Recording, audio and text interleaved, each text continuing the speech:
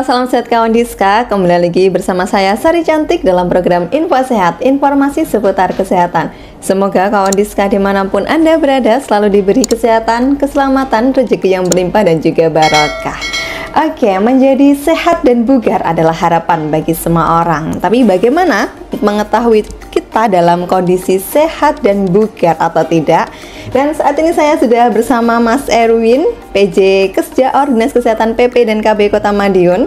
Nanti kita akan tanya-tanya nih, bagaimana membuat tubuh kita tidak hanya sehat tapi juga bugar. Nah, apa kabarnya ini Mas Erwin? Alhamdulillah sehat dan bugar. Oke, sehat dan bugar. Nah, apa sih bedanya sehat dan bugar nih? Itu ada namanya konsep sehat dan bugar, Mbak Sari. Kalau sehat itu adalah sehat itu baik secara fisik, mental, spiritual maupun sosial. Jadi kita bisa melakukan untuk hidup produktif secara sosial dan ekonomis.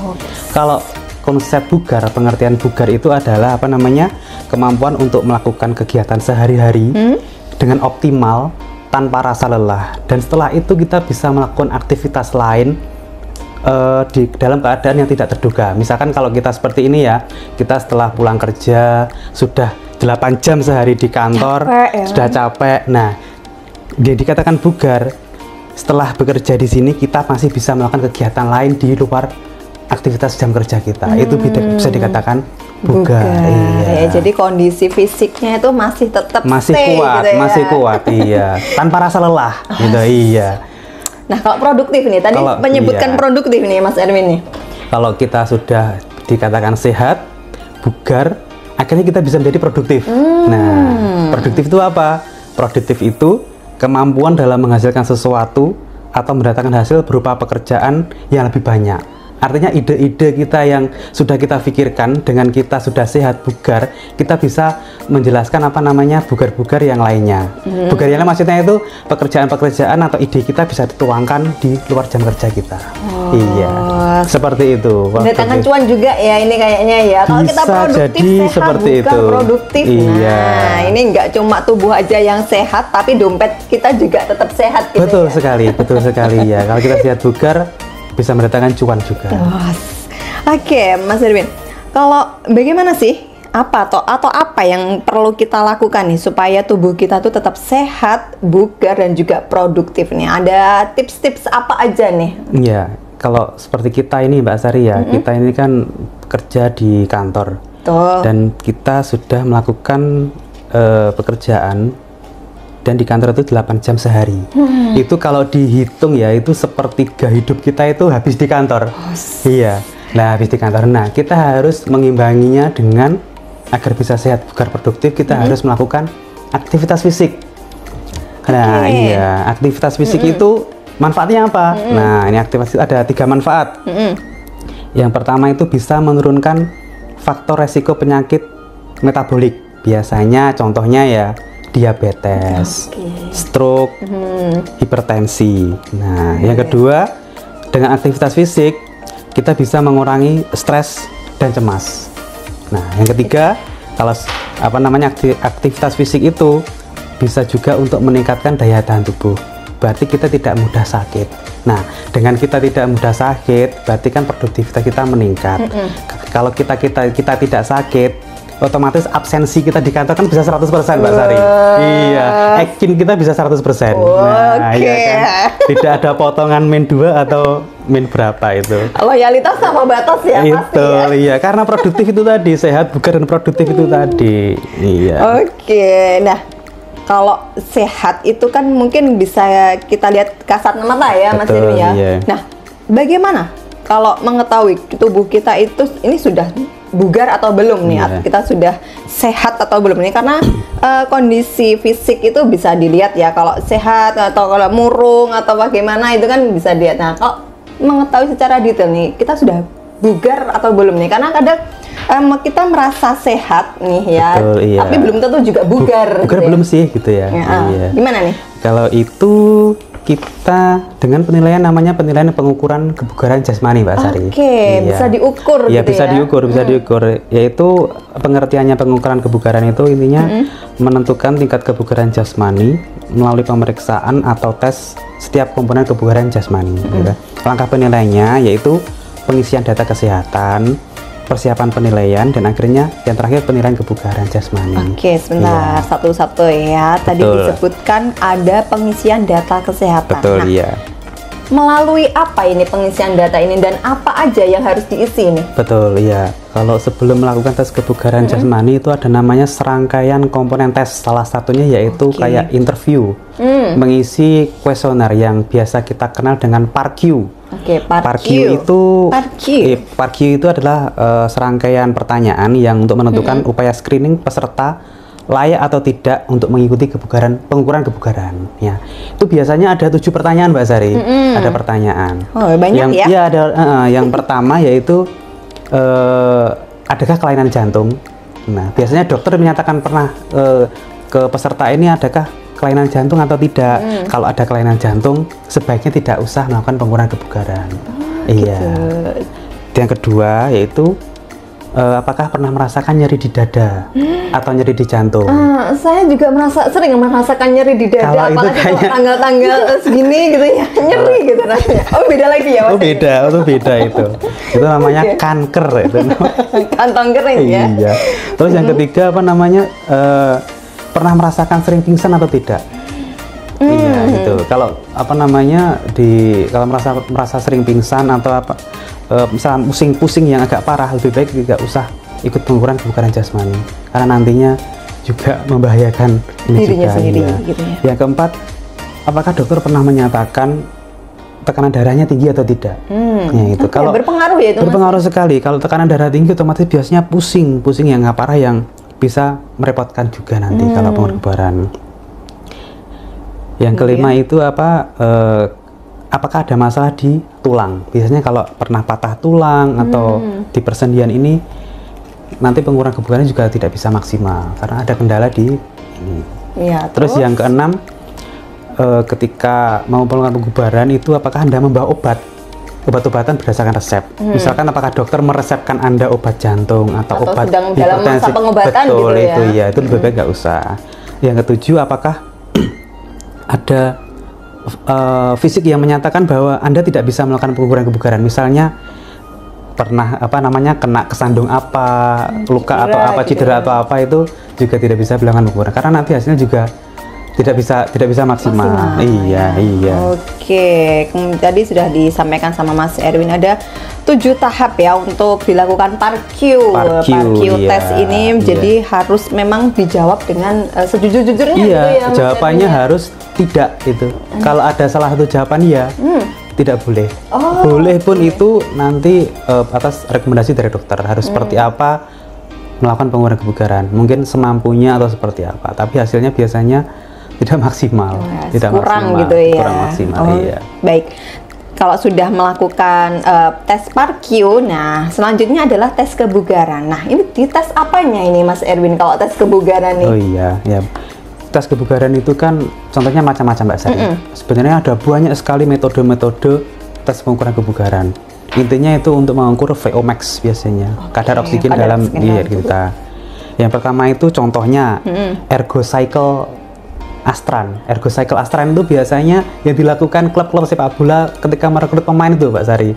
Misalkan menaiki sepeda, terus nanti diukur VO max-nya di situ yang terhubung dengan sesuatu alat. Di situ kan ada ditampilkan VO max-nya berapa. Kalau VO max-nya semakin tinggi, dia itu akan bisa lari dalam 90 menit.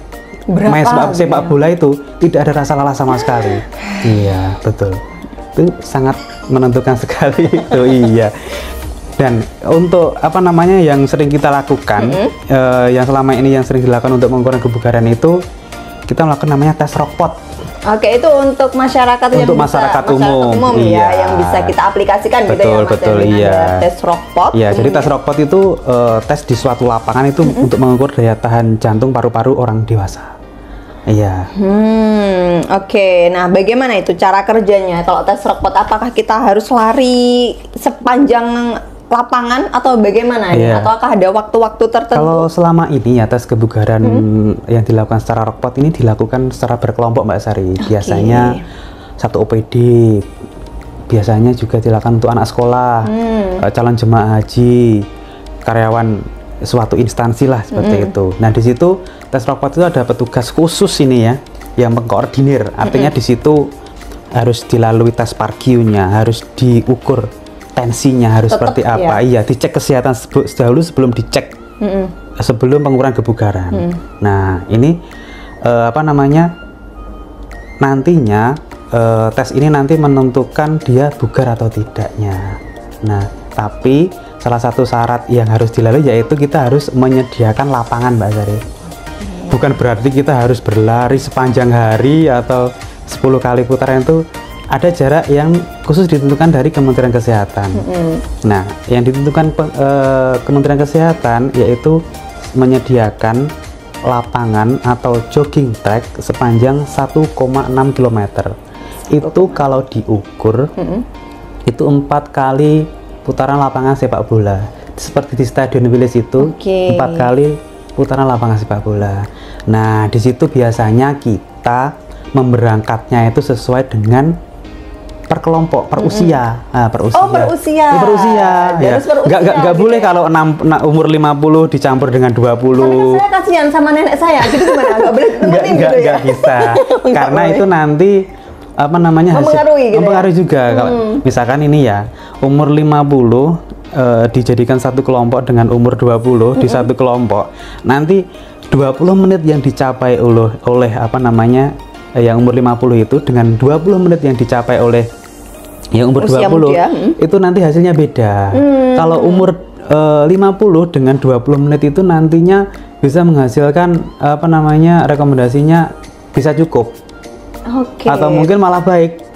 Nah, tapi kalau umur 20 tahun di 20 menit itu malah bisa dikatakan kurang sekali, Mbak Sari. Bahkan tidak bugar gitu ya. Bahkan mungkin gagal ya, dikatakan tidak bugar. Ya, karena beda. Itu nanti kan ada metode khusus yang kita siapkan setelah pengukuran itu, nanti kan dicatat oleh petugas. Waktu tempuh yang dicatat itu nanti kita masukkan ke suatu aplikasi yang nanti bisa membaca sendiri ini hasilnya seperti apa. Apakah itu gagal, apakah itu baik sekali, apakah itu baik, cukup, atau mungkin kurang. Nah, seperti itu.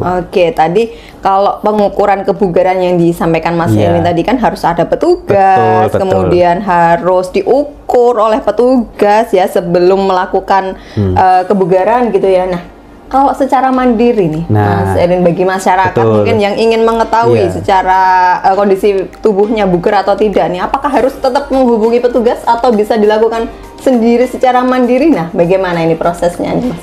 Sebenarnya dari Kementerian Kesehatan itu sudah melakukan launching namanya aplikasi itu Sipgar. Sipgar. Bukan Sigar ya, Sipgar. Bukan Sigar ya. Sipgar itu Sistem Informasi Pengukuran Kebugaran. Sistem Informasi Pengukuran Kebugaran. Nah, itu sudah tersedia di Play Store. Tinggal teman-teman nanti nyari di sana, buka aplikasi Play Store, ketik aja Sipgar gitu aja. Nah, di situ nanti ada ya gambarnya kayak orang lari atau apa itu. Nah, di situ kalau sudah silakan diinstal. Nah, nanti itu bisa dilakukan pengukuran secara mandiri, Mbak Sari. Jadi tidak perlu berkelompok dan juga tidak perlu ada petugas yang mengukur gitu ya, Mas Erwin ya. Itu apa namanya? Aplikasi itu untuk penggantinya petugas pengukuran kebugaran. Sebenarnya sama, kita melakukan apa namanya, menggunakan aplikasi Sipgar, tapi kita juga menggunakan metode robot. Jadi aplikasi ini untuk mengganti petugasnya. Nah, aplikasi ini nantinya bisa membaca dia bisa bugar bugar kurang atau gimana nanti. Iya. Jadi nanti setelah melakukan tetap butuh lintasan, Mbak Sari, tetap butuh lintasan. Tetap ya, nggak bisa ya jalan di tempat meskipun sepanjang 1,6. Nggak boleh ya, tetap harus sepanjang lintasan 1,6 kilo 1,6 kilometer itu tidak boleh kurang, tidak boleh lebih. Iya, harus pas di situ. Karena rumusnya sudah dari Kementerian Kesehatan, sudah ada metode khusus yang digunakan untuk itu, Mbak Sari. Jadi kalau kurang dari itu mungkin sistem juga tidak akan membaca gitu ya. Ya mungkin belum tahu caranya ya, mungkin ya penggunaan Sipgarnya ya. Gimana nih? Yang jelas kita harus punya HP, Mbak Sari. Iya. Pinjem balik gitu ya. Iya. HP-nya itu kalau bisa harus Android, Mbak Sari. Oke, Iya. harus Android. Harus Android, karena kalau nggak Android, yang jeruk kroa itu nggak boleh, atau belum ada? Nggak boleh sebut merek ya? Nggak boleh sebut merek. Nggak boleh sebut merek ya. Iya. Pokoknya Android gitu aja. Ya pakai yang sebelah itu juga nggak apa-apa. Oh, ada juga. Bisa ya. ada. Di iOS ada ya. Kalau di yang Mbak Sari sebutkan tadi itu nggak ada di iOS, tapi di browsernya dia. Oke, baik. Iya, di browsernya dia. Jadi lebih amannya pakai Android aja ya. Yang jelas, buka Android, buka Play Store, cari Zipgar, install, setelah itu dibuka. Nah, setelah dibuka itu nanti ada tampilan, di situ ada pilih-pilihan Mbak Sari. Apa nama kelompoknya? Misalkan ada ASN Kementerian Kesehatan, ada calon jamaah haji, ada pegawai negeri sipil. Apakah Anda juga ada untuk masyarakat umum juga? Oh, dibeda-bedakan gitu Dibeda-bedakan ya? juga, iya. Itu nanti karena datanya itu juga untuk masuknya link di pusat sana untuk berapa jauh sih masyarakat Kota Madiun itu menggunakan Zipgar. Iya, seberapa bugar sih rata-rata masyarakat Madiun itu bisa dilihat dari situ. Karena datanya itu nanti bisa kita tarik dari menggunakan akun administrator yang di daerah. Iya, yang di daerah itu betul. Iya. Setelah memilih kelompoknya itu, lakukan registrasi. Registrasi itu biasanya memasukkan email. Ketika memasukkan email, kalau pegawai negeri sipil itu biasanya masukkan NIP, Mbak Sari. Ada NIP-nya. Tapi kalau masyarakat umum nggak perlu memasukkan NIP. Oh, sudah disetting. Setelah registrasi, mengisi email yang aktif dan benar, harus aktif dan benar. Ada beberapa komponen-komponen data yang harus diisi. Biasanya setelah itu ada feedback ke email. Ke email itu biasanya berupa password atau notifikasi untuk mengaktifkan, biasanya di situ. Nah, setelah silakan diklik. Setelah itu diisi informasi yang benar. Misalkan dari nama, tempat tanggal lahir itu ada, misalnya ada tinggi badan, berat badan, ada lingkar pinggang juga. Setelah diisi, setelah itu nanti ada muncul namanya tanda plus. Nah, tanda plus ini nanti siap untuk pengurangan kebugaran. Nah, ketika tanda plus ini diklik, nanti itu ada tes PARQ. Yang tadi ya, yang biasanya kita lakukan secara manual, yang kita biasa memakai kertas, ya. Nah, di aplikasi Zipgar ini juga ada tes PARQ-nya, dan itu harus diisi. Jawabannya harus tidak semua, karena kalau ada jawaban iya satu saja, aplikasi itu akan menolak. Anda tidak siap melakukan pengukuran kebugaran. Oh, jadi memang sudah disetting seperti itu. Jadi kita tidak perlu khawatir ya. Kalau memang kita waktu tes PARQ kita mengisinya mungkin sedang pusing atau apa, kita pilih pusing, gitu, otomatis akan ditolak sendiri oleh sistem. Akan ditolak sendiri. Nah, kalau sudah terisi semua, nanti diklik. Nah, ini untuk sebelum memulai itu pastikan punya koneksi internet, Mbak Sari. Iya, harus ada koneksi internetnya karena itu terhubung dengan GPS. Nah, GPS ini nih yang nanti akan mengukur jaraknya. Mengukur jaraknya 1,6 km nanti akan dikunci. Nah, kalau itu GPS-nya nggak aktif nanti nggak bisa untuk mengukur jarak yang harus ditempuh. Nah, seperti itu. Oke. Jadi, selain tadi harus menggunakan HP Android, kemudian juga koneksi internet ini juga harus tetap ada gitu ya. Kalau biasanya pakai wifi, kalau memang berniat untuk melakukan pengukuran kebugaran, silakan diisi dulu. Silakan diisi dulu. Iya. Nanti jangan-jangan sudah lari, sudah mau selesai, mati. Loh, ternyata nggak terhubung. Iya, ternyata kok belum terhubung dengan internet dan GPS-nya nggak aktif. Sudah capek ternyata kebugarannya nggak terukur, Mbak Sari. Kan sudah capek-capek ini kan ya. Oke, kemudian setelah itu Mas Erwin? Setelah itu biasanya kalau sudah jarak yang ditempuh sudah tercapai 1,6 km, biasanya aplikasi itu nanti akan nutup sendiri. Oke, akan membaca sendiri. Akan membaca sendiri ya. Nah, di situ nanti ada hasilnya, Mbak Sari. Biasanya selama ini dikirimkan lewat WA ataupun email ataupun notifikasi langsung di Zipgar-nya itu. Betul. Oke.